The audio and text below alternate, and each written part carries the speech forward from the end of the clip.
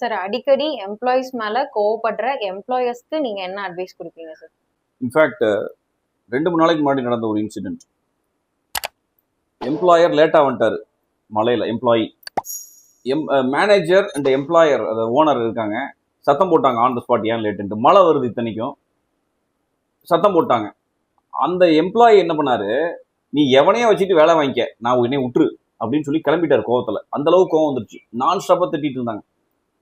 அதுக்கப்புறம் நான் போய் சொன்னேன், ஏங்க மழை வந்திருக்கு, நான் சாப்பிட தான் போனேன், இருந்தாலும் ஒரு அட்வைஸ், வாய் சும்மா இருக்காதுல்ல, அதனால சொல்லிட்டேன். இப்பதான் வந்திருக்காரு, வந்த உடனே பிகினிங் ஆஃப் த டே அப்படிங்கிற இடத்துல நீங்க கோபப்பட ஆரம்பிச்சீங்க அப்படின்னா எல்லாருமே போயிடுவாங்க. இப்போ உங்களுக்கு ஏற்கனவே ஆள் இல்லை, கூட்டம் இருக்கு.